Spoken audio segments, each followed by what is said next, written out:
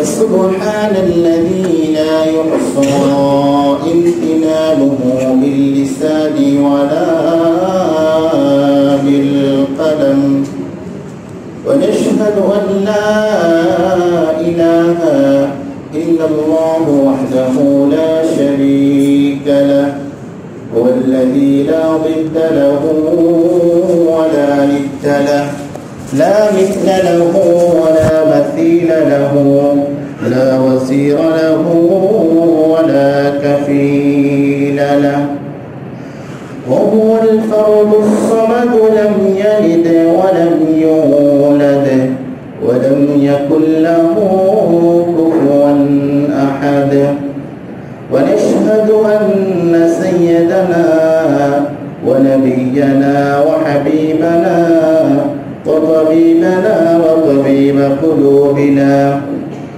ومولانا محمدا عبد الله ورسوله الذي أرسله بالحق بشيرا ونذيرا وداعيا إلى الله بإذنه وسراجا منيرا فقد قال الله تعالى في كلامه المجيد وفي فرقانه الحميد أعوذ بالله من الشيطان الرجيم بسم الله الرحمن الرحيم هو الذي أرسل رسوله بالهدى ودين الحق ليظهره على الدين كله ولو كره المشركون قال النبي صلى الله عليه وسلم لا يؤمن أحدكم حتى يحب لأخيه ما يحب لنفسه أو كما قال عليه الصلاة والسلام قال تعالى في شان حبيبه مخبرا وآمرا إن الله وملائكته يصلون على النبي يا أيها الذين آمنوا صلوا عليه وسلموا تسليما اللهم صل على محمد وعلى آل محمد كما صليت على إبراهيم وعلى آل إبراهيم إنك حميد مجيد اللهم بارك على محمد وعلى آل محمد كما باركت على إبراهيم وعلى آل إبراهيم إنك حميد مجيد بلغ العلا بكماله كشف الدجى بجماله حسنت جميع خصاله صلوا معزز المحترم حضرات علماء الكرام অত্র এলাকার দিনদার পরহেজগার মুত্তাকিন মুআল্লিকিন মুসল্লিয়ান কিরাম আমার বাবার বয়সী আমার চাচার বয়সী দিনদার মুসল্লিয়ান কিরাম সামনের কাতারে অনেকেই বিজ্ঞ মুসল্লিয়ান কিরাম বসে আছেন তরুণ যুবক ভাইরা সুপ্রিয় ছোট কচি কাছা মাসুম ছাত্র বন্ধুগণ আসসালামু আলাইকুম ওয়া রাহমাতুল্লাহি ওয়া বারাকাতুহু প্রথমে আমরা আল্লাহ তাআলার দরবারে লাখো শুকর পেশ করব যে আল্লাহ তাআলা আমাদেরকে সুস্থ দেহে সুন্দর মনে আজকের এই পবিত্র দিবসে এই মসজিদে আসা এবং বসার তৌফিক দান করেছেন সেই মনিবের দরবারে কালিমাতুশ শুকর আদায় করছি আলহামদুলিল্লাহ ربنا لك الحمد حمدا كثيرا طيبا مباركا فيه يا ربي لك الحمد كما ينبغي لجلال وجهك وعظيم سلطانك।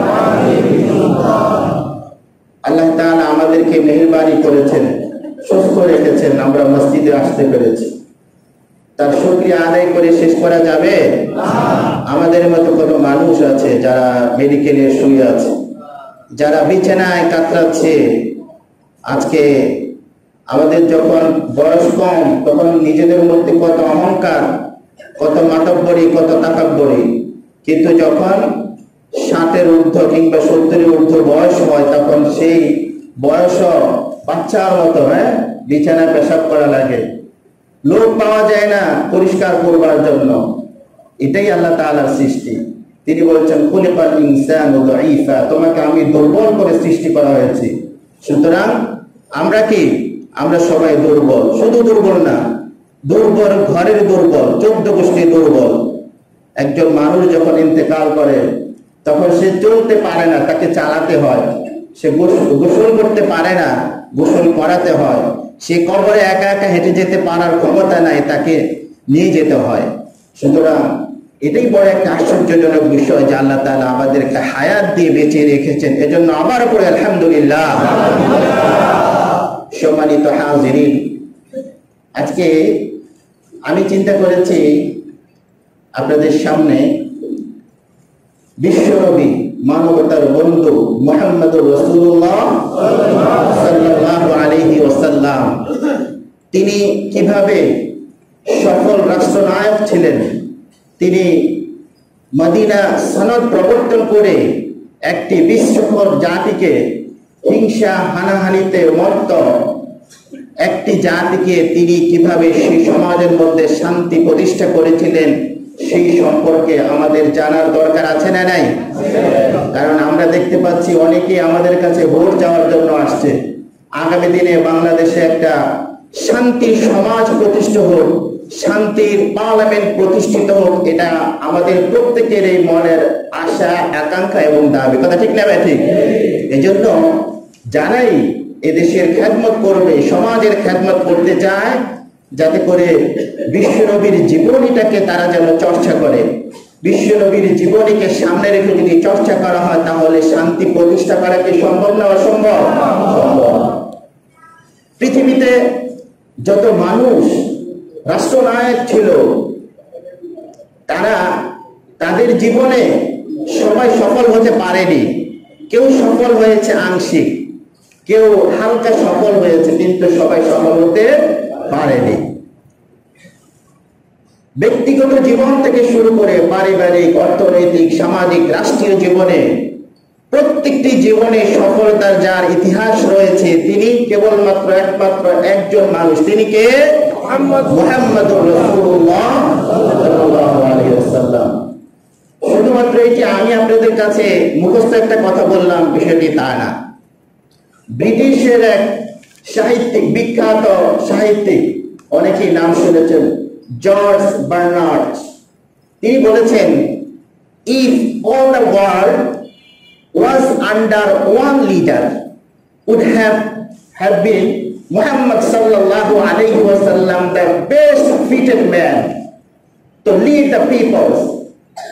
আজকে আমরা পৃথিবীতে শান্তি প্রতিষ্ঠা করার জন্য অনেকেই রুশোর মতাদর্শকে ফলো করি। প্লেটো, অ্যারিস্টটল, আব্রাহাম লিঙ্কন, নানান মানব রচিত মতবাদকে আমরা ফলো করার চেষ্টা করি, কিন্তু এই মানব রচিত মতাদর্শ দিয়ে পৃথিবীতে শান্তি কি কায়েম হয়েছে? হবে না। তিনি বলেছেন, যদি আজকে পৃথিবীতে মুহাম্মদ বেঁচে থাকতো, এই মুহাম্মদের মাধ্যমে সমগ্র পৃথিবীতে তিনি শান্তি প্রতিষ্ঠা করতে পারতেন। তিনি বলেছেন, এজন্য মুহাম্মাদের সেই জীবনী শুধুমাত্র আমরা মুসলমানরা হতভাগা জাতি, আমরা পড়ি না, কিন্তু যারা ইহুদি খ্রিস্টান তারা পড়ছে। লিও টলস্টয়, বিখ্যাত ঔপন্যাসিক, তিনি বিখ্যাত দার্শনিক ছিলেন। জীবনের শেষ মুহূর্তে যখন লোকটি মারা যায়, রাস্তার পাশে পড়েছিল, লোকজন তাকে দাফন করবার জন্য নিয়ে যাচ্ছে, তার পরনের মধ্যে কোট ছিল, সে কোটের মধ্যে বিখ্যাত তার একটি বই ছিল, সে বইয়ের নাম হচ্ছে the saying of prophet Muhammad সাল্লাল্লাহু আলাইহি ওয়াসাল্লাম, যার বাংলা অর্থ হচ্ছে মুহাম্মদ সাল্লাল্লাহু আলাইহি ওয়াসাল্লামের বাণী। আর সেই বইয়ের মধ্যে পাওয়া গেল একখানা বিখ্যাত হাদিস, লা ইউমিনু আহাদুকুম হাত্তা ইউহিব্বু লিআখিহি মা ইউহিব্বু লিনাফসিহি। মুহাম্মদ বলে গিয়েছে, তুমি নিজের জন্য যা পছন্দ করো অপরের জন্য তাই পছন্দ করবে, তুমি নিজের জন্য যা অপছন্দ করো তুমি অপর ভাইয়ের জন্য তাই অপছন্দ করবে। এই বিষয়টি তাকে ভীষণ তার মনে দাগ কেটেছে, যার কারণে সে সর্বদা তার এই বিখ্যাত বইটি পড়তেন এবং অনুসরণ করার চেষ্টা করতেন, যদিও তারা খ্রিস্টান ছিল। সম্মানিত হাজিরি, তো আজকে আমরা যারা এখানে বসে আছি, আমাদের এই সমাজের অনেকেই প্রাইম মিনিস্টার হবে, অনেকে রাষ্ট্রপতি হবে, মেম্বার হবে, কাউন্সিলর হবে, উপজেলা চেয়ারম্যান হবে। তাদের কাছে আমাদের দাবি হচ্ছে আমরা বিশ্বনবীর জীবনগুলো আমাদের পড়া দরকার। বিশ্বনবীর জীবনীগুলো যদি আমরা পড়তে পারি তাহলে আল্লাহ তাআলা আমাদের এই সমাজের মধ্যে শান্তি করে দিবেন। আল্লাহ তাআলা বলছেন, লাকাদ কানা লাকুম ফি রাসূলিল্লাহি উসওয়াতুন হাসানাহ। বিশ্বনবীর জীবন হচ্ছে সর্বোত্তম চরিত্র। ওয়া ইন্নাকা লাআলা খুলুকিন আযীম। আল্লাহ তাআলা বলেন যে আমি আপনাকে উত্তম চরিত্রের অধিকারী করে পৃথিবীতে পাঠিয়েছি। সুবহানাল্লাহি ওয়া বিহামদিহি। সম্মানিত হাজিরিন, এই কারণে রাষ্ট্রপ্রধান হিসেবে আল্লাহ তাআলা তাকে মনোনীত করেছেন। তিনি মক্কায় জন্মগ্রহণ করেছেন, অতঃপর তিনি যখন নবুয়ত পেলেন তিনি মদিনাতে হিজরত করলেন। মদিনাতে 622 খ্রিস্টাব্দ থেকে 632 খ্রিস্টাব্দ পর্যন্ত তিনি রাষ্ট্রের প্রধান ছিলেন, ষষ্ঠ রাষ্ট্রনায়ক ছিলেন। তিনি কিভাবে সেখানে সফলতা অর্জন করেছেন আল্লাহ তাআলা বলছেন। 28 নম্বর পারা সূরা সফের 9 নম্বর আয়াত আল্লাহ তাআলা বলছেন, হুয়াল্লাযী আরসালা রাসূলাহু বিল হুদা ওয়া দীনিল হাক্কি লিইয়ুযহিরাহু আলাদ-দীনি কুল্লিহি ওয়ালাউ কারিহাল মুশরিকুন। তিনি তো সেই সত্তা যিনি আপনাকে হিদায়াত এবং সত্য দ্বীন আপনাকে প্রেরণ করেছেন। কেন প্রেরণ করেছেন? লিইয়ুযহিরাহু আলাদ-দীনি কুল্লি, যাতে করে পৃথিবীতে যত মত আছে, যত পথ আছে, যত দর্শন আছে, সমস্ত ধর্মের উপর, দর্শনের উপর ইসলামকে আপনি যাতে করে বিজয়ী করতে পারেন। বিজয়ী করার ক্ষেত্রে যতই বাধা আসুক, বিপত্তি আসুক, জুলুম আসুক, অন্যায় আসুক, এ থেকে আপনি বিচ্যুত হবেন না। আল্লাহ তাআলা বলছেন, ওয়ালাউ কারিহাল মুশরিকুন। কাফেররা যতই তারা অখুশি হোক, তারা আপনার বিরোধিতা করুক, কিন্তু আমি আমার এই দ্বীনকে আপনার মাধ্যমে বিজয়ী করবই করব ইনশাআল্লাহ। আল্লাহ তাআলা বিজয় দান করেছেন। সূরা বনী ইসরাঈলের 80 নম্বর আয়াতে আল্লাহ তাআলা তাকে রাষ্ট্র ক্ষমতা দিয়েছেন। আল্লাহ তাআলা বলছেন, ওয়া কুর রাব্বি আদখিলনি মুদখালা সিদকিন ওয়া আখরিজনি মুখরাজা সিদকিন ওয়াজআলনি মিন লাদুনকা সুলতানান নাসীরা। আল্লাহ তাআলা তাকে নসিহত করছেন। আল্লাহ তাআলা কাছে নবীজি বললেন, ও আল্লাহ, ইদখিলনি মুদখালা সিদকিন, আপনি আমাকে সত্যতার সাথে প্রবেশ করান। তার মানে মক্কা থেকে মদিনায় আমাকে প্রবেশ করান। কারণ মক্কার কাফিররা কি করেছে? বিশ্বনবীর বিরোধিতা করে তাকে হত্যা করার জন্য তারা দারুণ নদওয়া বৈঠক করেছে। সবাই মিলে তাকে হত্যা করার জন্য উঠে পড়ে লেগেছে। কিন্তু আল্লাহ তাআলা চেয়েছেন তার মাধ্যমে সমাজের মধ্যে দ্বীন কায়েম করাবেন, ইসলাম কায়েম করাবেন। এজন্য নবীজি বললেন, ইদখিলনি মুদখালা সিদকিন, সত্য সহকারে আপনি আমাকে প্রবেশ করান, ওয়া আখরিজনি মুখরাজা সিদকিন, এবং সত্য সহকারে আপনি আমাকে এখান থেকে বের করে নিয়ে আসুন। ঠিক আল্লাহ তাআলা তার এই দোয়া কবুল করেছেন এবং তিনি বলছেন, ওয়াজআলনি মিন লাদুনকা সুলতানান নাসীরা, আর আপনি আমাকে পাওয়ার দিন, সাহায্য দিন, শক্তি দিন, যে শক্তির মাধ্যমে আমি দ্বীন হককে বিজয়ী করতে পারি। বিশ্বনবী ইসলামকে সেই মদিনাতে রাষ্ট্রে পরিণত করেছিলেন, সবার মাঝে শান্তি তিনি প্রতিষ্ঠিত করেছিলেন, করেন নাই? সেই একটি সেন্স থেকে, সে আইডিয়া থেকে কিন্তু আজকে দেখুন মহানবী সাল্লাল্লাহু আলাইহি ওয়াসাল্লাম তিনি মক্কাতে কত বছর রাষ্ট্রনায়ক ছিলেন? 10 বছর। এই যে আজকে আমরা বলি প্রাইম মিনিস্টারের মেয়াদকাল কত হবে? 10 বছর হবে, 5 বছর হবে। মূলত এই আইডিয়া থেকে কিন্তু সেখান থেকে নিয়ে আসছে। পৃথিবীর সর্বপ্রথম শ্রেষ্ঠ যে সনদ, লিখিত সনদ, সেই সনদের নাম কি? মদিনা সনদ। সেই সনদের মাধ্যমে কিন্তু আজকে আমরা সংবিধানের কথা বলছি। সংবিধানের আইডিয়া এসছে, কনসেপ্ট আসছে মূলত সেখান থেকে, এবং বিশ্বনবী 10 বছর সেখানে রাষ্ট্রনায়ক ছিলেন। সম্মানিত হাজিরিন, আমরা আমাদের এই সমাজের যারা রাষ্ট্রনায়ক হবে, যারা বিভিন্ন পদ পজিশনে বলতে, আল্লাহ তাআলা তাদের জন্য কিছু কর্মসূচি ঘোষণা করেছেন। সেই কর্মসূচিগুলো কি? আল্লাহ তাআলা বলছেন সূরা হজ্জের 41 নম্বর আয়াতে আল্লাহ তাআলা বলছেন, আল্লাযীনা ইম্মাক্কান্নাহুম ফিল আরদি আকামুস সালাহ ওয়া আতাউয যাকাতা ওয়া আমারু বিল মা'রুফি ওয়া নাহাউ আনিল মুনকার ওয়া লিল্লাহি আকিবাতুল উমুর। তোমাদের যাদেরকে আমি ক্ষমতা দেই, তোমাদের প্রথম নাম্বার কাজ হলো আকামুস সালাহ, তোমরা নামাজ কায়েম করবে, নামাজ প্রতিষ্ঠা করবে। সুতরাং কোরআন বলছে নামাজ কি করতে হবে? প্রতিষ্ঠা করতে হবে। শুধুমাত্র নামাজ একা একা ঘরের পরে বসে পড়লেই হবে না, নামাজ কি করা লাগবে? নামাজ কায়েম করা লাগবে। নামাজ কায়েমের অনেক বেনিফিট, অনেক উপকারিতা। আপনি দেখবেন ঘরের মধ্যে যখন আপনি সালাত আদায় করেন, আমাদের সিজদার মধ্যে, তাসবিহের মধ্যে, কিরাতের মধ্যে ভুল হয় না, তাই না? নামাজ পড়লে কিন্তু এগুলো থেকে আপনি মুক্ত থাকলেন। যদি ভুল হয়ে থাকে ইমাম সাহেবের ঘাড়ে যাবে, আবার মুসল্লিরা লোকমা দিবে, কিন্তু ঘরে কি লোকমা দেওয়ার লোক আছে? নাই। এজন্য এই নামাজ প্রতিষ্ঠা করলে প্রতিদিন যারা যারা আমরা বিশেষ করে মসজিদে 5 ওয়াক্ত মুসল্লি যারা, সবার সাথে একটা গুড রিলেশন তৈরি হয়, সবার সাথে দেখা হয়। আর ইসলাম তো নামাজের ব্যাপারে অনেক ওয়াজ করেছে। প্রত্যেক দিন কোনো ব্যক্তি যদি 5 বার তার মুখমণ্ডল ধৌত করে, হাত ধৌত করে, তাহলে সে হাতের মধ্যে কি আর ময়লা থাকতে পারে? পারে না। আল্লাহ তাআলা তার চেহারার মধ্যে উজ্জ্বলতা দান করেন। কিয়ামতের ময়দানে নামাজের প্রথম হিসাব দেওয়া হবে। তার মানে প্রথম পরীক্ষাটা যদি সহজ হয়, বাকি প্রশ্নগুলো কি হবে? সহজ হয়ে যাবে না? এজন্য নামাজের অনেক উপকারিতা। দ্বিতীয় নম্বর কর্মসূচি হলো আতাউয যাকাত, তারা যাকাত প্রতিষ্ঠা করবে, যাকাত আদায় করবে। ইসলামের নিয়ম হলো, ইসলাম বলছে যে কেউ থাকবে 10 তলায়, কেউ 5 তলায়, কেউ 10 তলায়, কেউ 20 তলায়, তা হবে না। আল্লাহ তাআলা যাদেরকে ধনী বানিয়েছেন, যাদেরকে সমৃদ্ধশালী করেছেন, অর্থ দিয়েছেন, তারা এটা খারাপ পথে, অশ্লীল পথে ব্যয় করবে না। তারা এটা কোথায় ব্যয় করবে? তার যে যাকাত আল্লাহ তাআলা হিসাব দিয়েছেন। যাকাত কি? যাকাত ফরজ না, আর্থিক ইবাদত। এটা আমাদের করতে অনেক কষ্ট হয়। যদি যাকাত ঠিকভাবে দেওয়া না হয়, তাহলে ইসলাম তার ব্যাপারে কি বলেছে? অনেকেই সেটা পালন করে না। না করার কারণে এই যে কত ধ্বংস, বাড়ি পড়া যাচ্ছে, গাড়ি পড়া যাচ্ছে, ভূমি ধস হচ্ছে, তাই না? এগুলো কিন্তু যাকাত সঠিকভাবে আদায় না করার কারণ।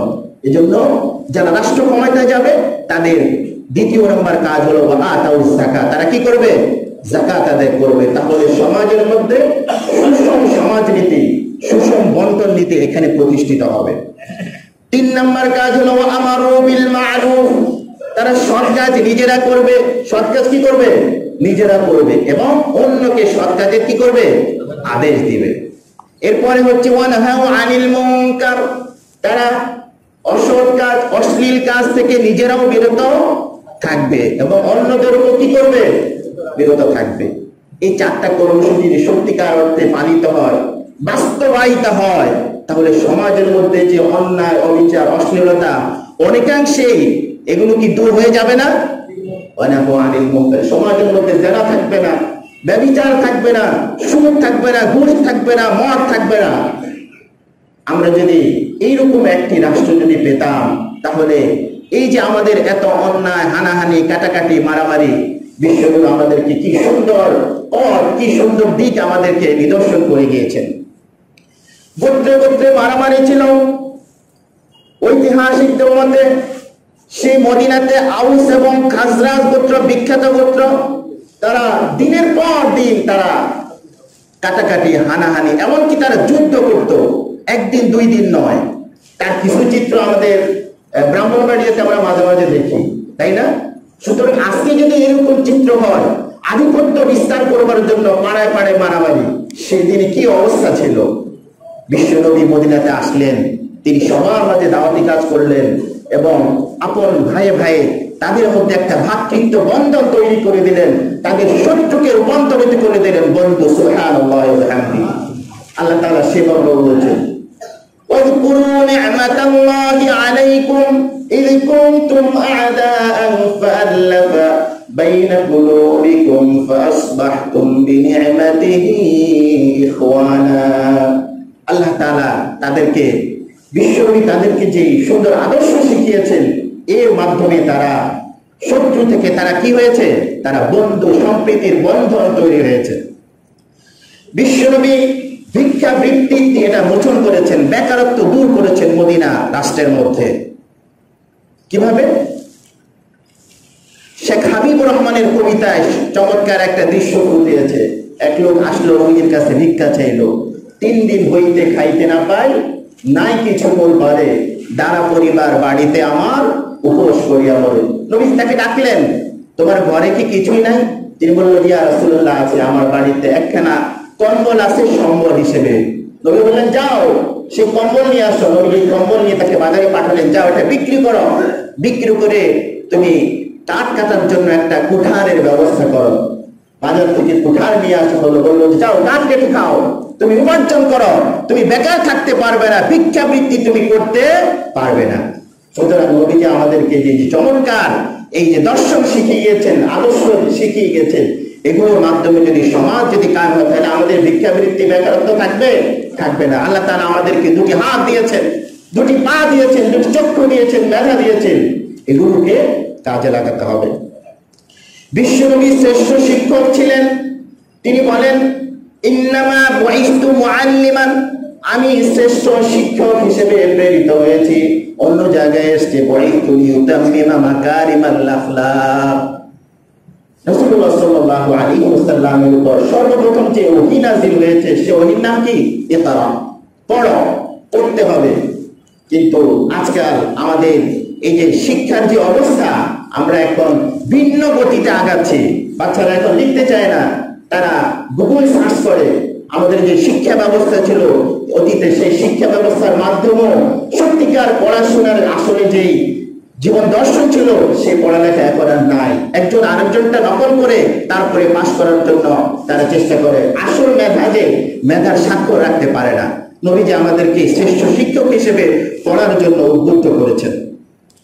সম্মানিত হাজিরিন, শুধু তাই নয়, পাড়ায় পাড়ায় মারামারি, সমাজে সমাজে মারামারি, এই মারামারি থেকেও বিশ্বনবী আমাদেরকে শিখিয়ে গিয়েছেন সুন্দর চুক্তির মাধ্যমে। তিনি সংঘাত চান না। আজকে বিশ্বব্যাপী সংঘাত আছে না নাই? দেশে দেশে যুদ্ধ আছে না নাই? আজকে ফিলিস্তিন যুদ্ধ চলছে, সিরিয়াতে যুদ্ধ চলছে, কাশ্মীরে যুদ্ধ চলছে। বিশ্বনবী হুদাইবিয়ার সন্ধির মাধ্যমে একটি সুন্দর সমাজ প্রতিষ্ঠা করে দিয়েছিলেন চুক্তির মাধ্যমে।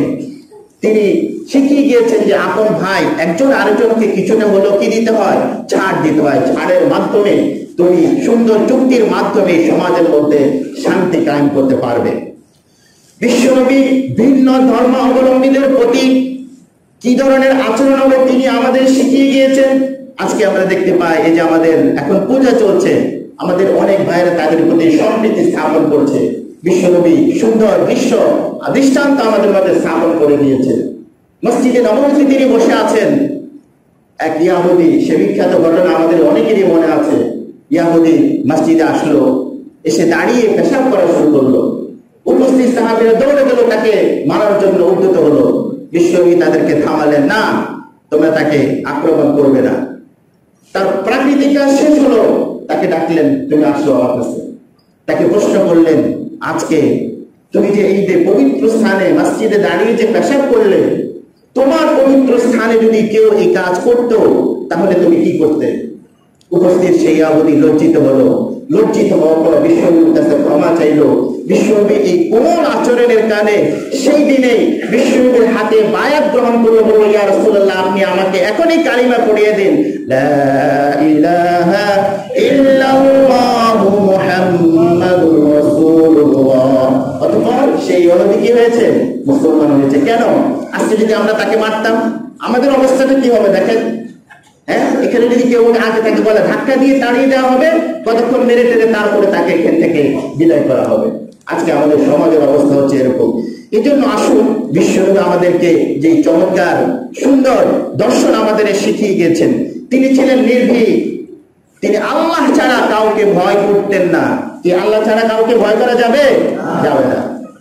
মক্কা বিজয়ের ঘটনা, মদিনা থেকে যখন মক্কায় তিনি আসলেন, তখন খবর ছড়িয়ে পড়লো যে মুহাম্মদ মক্কা দখল করার জন্য আসছে। মুশরিক বেঈমান ইহুদিরা তারা মক্কা থেকে পালাতে লাগলো। লোকজন কেউ কেউ ঈমান এনেছে, যারা ঈমান আনতে পারে নাই তারা পালাতে শুরু করলো। প্রতিমধ্যে রাসূলুল্লাহ সাল্লাল্লাহু আলাইহি ওয়াসাল্লামের সামনে পড়লো এক বুড়িমা। সে বুড়িমা তার ঘরে সমস্ত প্রয়োজনীয় জিনিসপত্র নিয়ে তিনি যাচ্ছেন, বিশ্বনবীর সামনে পড়লেন। তিনি তার ঘরের প্রয়োজনীয় বস্তু কিছুটা কাঁধে নিলেন, কাঁধে নিয়ে তার ঘর পর্যন্ত পৌঁছে দিলেন। জিজ্ঞেস করলেন, তুমি কোথায় পালাচ্ছ, কেন পালাচ্ছ? বুড়ি বলা শুরু করলো যে শুনেছি মুহাম্মদ নাকি আসতেছে, মুহাম্মদের ভয়ে লোকজন পালাচ্ছে, আমিও পালাচ্ছি। জিজ্ঞেস করলেন বুড়িমা, তুমি কে গো? এই যে তুমি এত সুন্দর আচরণ করলে, এই যে কোমল আচরণ করলে, আমার বোঝা বহন করে আমার বাড়িতে পৌঁছে গেলে, তুমি কে? বিশ্বনবী জবাব দিলেন, লোকেরা যার ভয়ে পালাচ্ছে, এমনকি তুমিও যার ভয়ে পালাচ্ছ, আমি সে আব্দুল্লাহর বেটা মুহাম্মদুর রাসূলুল্লাহ সাল্লাল্লাহু আলাইহি ওয়াসাল্লাম। আর আমাদের আচরণ কি থাকতো? সুতরাং তিনি কতটা নির্ভীক ছিলেন, তিনি আল্লাহকে ভয় করতেন, আবার মানুষের তিনি সেবা করতেন। তিনি মানুষকে ক্ষমা করে দিয়েছেন। তিনি মানুষকে কি করেছেন? ক্ষমা করে দিয়েছেন। মুসলমানদের এটা অন্যতম গুণ। আমরা ভাই ভাইকে ক্ষমা করতে পারি না, সমাজের তৃতীয় পার্সন তো দূরের কথা। আল্লাহ তাআলা বলছেন, ফাবিমা রাহমাতিন মিনাল্লাহি লিনতা লাহুম ওয়ালাউ কুনতা ফাযযান গালিযাল কলবি লানফাদ্দু মিন হাওলিক ফাআফু আনহুম واستغفر لهم وشاورهم في الأمر فإذا عزمت فتوكل على الله إن الله يحب المتوكلين। হে নবী, আমি আপনাকে আল্লাহর রহমতে কোমল হৃদয়ের অধিকারী করেছি। আপনি যদি মানুষকে ক্ষমা না করতেন, আপনি যদি কোমল হৃদয়ের অধিকারী না হতেন, তাহলে লোকেরা আপনার চতুর্পাশ থেকে সরে যেত। আপনি যে দাওয়াতি কাজ করেছেন, আপনি মার খেয়েছেন, নির্যাতন সহ্য করেছেন, আপনি যদি তাদেরকে ক্ষমা না করতেন, তাহলে লোকেরা আপনাকে দূর দূর করে আপনার কাছ থেকে তাড়িয়ে দিত। তিনি ছিলেন ক্ষমাশীল। এইরকম এক ক্ষমার দৃষ্টান্ত হচ্ছে আব্দুল্লাহ ইবনে উবাই। হ্যাঁ, মক্কা মদিনার সেই গোত্রের সেই নেতা ছিল। উহুদের যুদ্ধে বিশ্বনবীর সাথে যুদ্ধে গিয়েছে, নবীজির পিছনে সালাত আদায় করত, আবার তার বিরোধিতা করত। 300 সৈন্য নিয়ে উহুদের যুদ্ধে অংশগ্রহণ করলো, কিন্তু সে হঠাৎ যুদ্ধের ময়দান থেকে পলায়ন করলো। ভিতরে ভিতরে এরকম বিরোধিতা করেছে, বিশ্বনবীকে কিভাবে মদিনা থেকে সরিয়ে দেওয়া যায়, এই জন্য ইহুদিদের সাথে অনেক চুক্তিও সে করেছে। তো কতটা শত্রুতা ছিল, এবং বিশ্বনবীকে মারার জন্য অনেক চেষ্টা করেছে। অতঃপর আব্দুল্লাহ ইবনে উবাই তার জীবন সায়ান্নে, যখন তার শেষ মুহূর্তে মারা যায়, বিছানায় কাতর অবস্থা, সেই অবস্থায় তার পুত্র, তার নামও আব্দুল্লাহ, বিশ্বনবীর কাছে দৌড়ে আসলেন, ইয়া রাসূলুল্লাহ, আমার বাবা তো মৃত্যু শয্যায় কাতরাচ্ছে, আপনি যদি একটু মেহেরবানি করে আপনার মুখ নিঃসৃত একটু পানি যদি দিতেন। নবীজি শত্রুতামের কথা তার মনে ছিল না, তিনি সমস্ত কিছু ভুলে গিয়েছেন। তিনি তার মুখ নিঃসৃত পবিত্র পানি দিলেন, যাও তোমরা বাবাকে পান করাও। আব্দুল্লাহ তার বাবার কাছে পানি নিয়ে গেল, বলল যে বাবা আপনি পানিটা পান করুন, কারণ আমরা অনেকে চাই আমাদের মৃত্যুর শেষ মুহূর্তে সবাই কেউ যেন একটু পানি পান করায়। আব্দুল্লাহ তার বাবার কাছে পানি উপস্থাপন করার পর আব্দুল্লাহ ইবনে উবাই জবাব দেয়, অন্য কোন মানুষের পেশাব যদি তুমি নিয়ে আসো আমি সেটি পান করবো, কিন্তু মুহাম্মদের মুখ নিঃসৃত আমি পানি পান করবো না। পানি পান করলো না। আব্দুল্লাহ কিছু সময় পর আব্দুল্লাহ ইবনে উবাই মারা যায়। বিশ্বনবীর কাছে খবর আসলো, ইয়া রাসূলুল্লাহ, আব্দুল্লাহ ইবনে উবাই মারা গিয়েছে। তার বেটা আব্দুল্লাহ আবার লজ্জা শরম ভেঙে দৌড়ে আসলো রাসূলের কাছে। রাসূলের কাছে এসে বলল, ইয়া রাসূলুল্লাহ, আমার বাবা তো ইন্তেকাল করেছেন, আপনি যদি আপনার পরনের একখানা কাপড় আমাকে দিতেন, আমার বাবাকে আমি দাফন করার জন্য কাপড়টা জড়িয়ে দিতাম। বিশ্বনবী কিছুই ভাবলেন না, তিনি তার পরনে একখানা জামা তাকে দিলেন এবং তার বাবাকে দাফন করার জন্য জড়িয়ে দেওয়া হলো।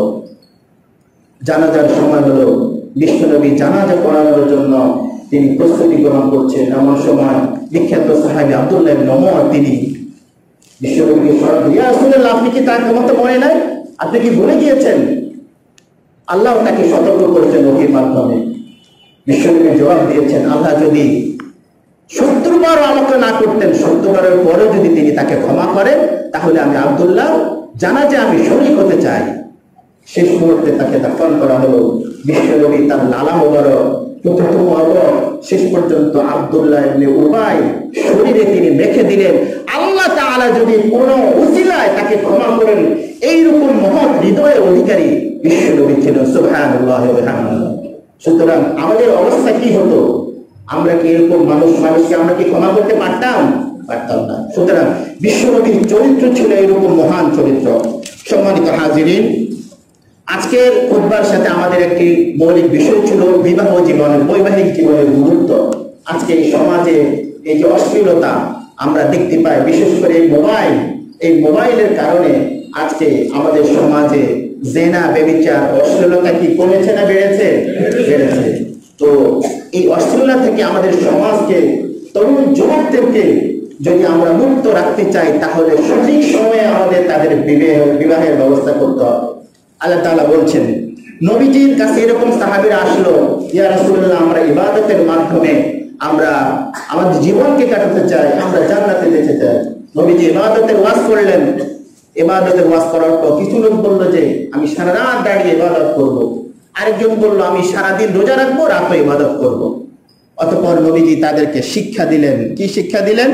নবীজি বললেন, লাকিন্নী আনা উসাল্লি ওয়া আনাম ওয়া আসুমু ওয়া আফতিরু ওয়া আতাযাওয়াজুন নিসা ফামান। আমি তোমাদের মতোই মানুষ, আমি নামাজও পড়ি, আমি সালাত আদায় করি, আবার রাতে আমি ঘুমাই, আমি রোজাও রাখি, আবার ইফতারও করি। সুতরাং আমি মেয়েদেরকে বিবাহ করি। নবীজি তাদেরকে শেখালেন যে আমি বৈরাগ্যবাদ, আমি সন্ন্যাসী জীবন অবলম্বন করি না।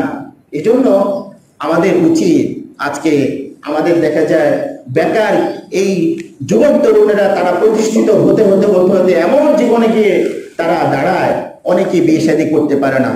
আল্লাহ তাআলা বলছেন যে ওয়ানকিহুল আয়ামা মিনকুম ওয়াস-সালিহিনা মিন ইবাদিকুম ওয়া ইমাইকুম ইন ইয়াকুনু ফুকারা ইউগনিহিমুল্লাহু মিন ফাদলি। রিজিকের ব্যবস্থা করবেন কে? রিজিকের মালিক কে? আল্লাহ। খাওয়াবেন কে? আল্লাহ। কিন্তু আমাদের কাজ হচ্ছে, আল্লাহ তাআলা বলছেন যে তোমরা যারা অবিবাহিত নরনারী তাদের বিয়ের ব্যবস্থা করো। মিন ইবাদিকুম ওয়া ইমাইকুম ইন ইয়াকুনু, তারা যদি ফকির হয়, অসচ্ছল হয়, ফুকারা ইউগনিহিমুল্লাহু মিন ফাদলি, আল্লাহ তাআলা তাদেরকে সচ্ছল করে দিবেন, তাদের রিজিকের ব্যবস্থা করে দিবেন কে? আল্লাহ। আল্লাহু ওয়াসিউন আলিম, তিনি হচ্ছেন প্রাচুর্যময়, তিনি হচ্ছেন মহাজ্ঞানী। এজন্য যদি সঠিক সময়ে বিয়ে শাদী দেওয়া না হয়, তাহলে এর দায়িত্ব শুধুমাত্র সন্তানের ঘাড়েই বর্তাবে না, এর দায়িত্ব মা বাবার ঘাড়েও কি বর্তাবে। এজন্য আসুন, এই সমাজের মধ্যে বিশ্বনবী তিনিও কি 25 বছর বয়সে বিয়ে শাদী করেছেন না? হ্যাঁ। তো এই জন্য আমরা মা বাবা যারা আছি, আমাদেরও সন্তানরা যাদের বালেগ হয়েছে তাদেরও বিয়ে শাদী আমাদের করাতে হবে, বিয়ে শাদীর ব্যবস্থা করতে হবে। নবীজি বলছেন, ইয়া মাশারাশ শাবাব মান ইসতাতাআ মিনকুমুল বাআতা ফালইয়াতাযাওয়াজ। ওহে যুবকেরা, তোমাদের যাতে সামর্থ্য আছে তোমরা বিয়ে করো। ফাইন্নাহু আগাদ্দু লিল বাসারি, বিয়ের উপকারিতা হলো তুমি যদি বিয়ে করো তাহলে তুমি তোমার চক্ষুর হেফাজত করতে পারবে। ও আহসানু লিল ফারহি, এবং লজ্জাস্থানে তুমি পবিত্র রাখতে পারবে। এই লজ্জাস্থানকে তুমি অপবিত্র কাজে, অশ্লীল কাজে ব্যবহার করতে পারবে না। ওমান লাম ইসতাতি' ফাআলাইহি বিস-সাওম, আর যে বিয়ে শাদী করতে পারবে না তার কাজ হচ্ছে সাওম করা, রোজা রাখা। ফাইন্না লাহু ওয়াজাউন, আর এটা তাকে তার খারাপ কাজ থেকে, অশ্লীল কাজ থেকে তাকে বিরত রাখবে। এজন্য আসুন, বিশ্বনবী আমাদেরকে হাদিসের মাধ্যমে বিভিন্ন নসিহত করেছেন। আমরা তার জীবনী শুনলাম, তিনি সফল রাষ্ট্রনায়ক ছিলেন। সুতরাং এই সমাজের মধ্যে আমরা যদি শান্তি কায়েম করতে চাই, আমরা যদি শৃঙ্খলা ফিরিয়ে আনতে চাই, বিশ্বনবীর জীবনটাকে আমরা অধ্যয়ন করব, স্টাডি করব। আল্লাহ তাআলা যেন রাসূল করিম সাল্লাল্লাহু আলাইহি ওয়াসাল্লামের জীবনের চরিত্রে আমাদেরকে চরিত্রবান হওয়ার তৌফিক দান করেন। আমরা সবাই বলি আমিন। ওয়া মা তাওফীকুনা ইল্লা বিল্লাহ, হাযা মা ইনদি ওয়াল ইলমু ইনদাল্লাহ, আলাইহি তাওয়াক্কালতু ওয়া ইলাইহি উনীব। আসসালামু আলাইকুম ওয়া রাহমাতুল্লাহি ওয়া বারাকাতুহু। সম্মানিত মুসলিয়ানি কেরাম, গত জুমায় এই মসজিদে কালেকশন হয়েছে 26,100 টাকা। যারা দান করেছেন আল্লাহ তাআলা যেন সকলের দান কবুল করেন। আমরা সবাই বলি আমিন।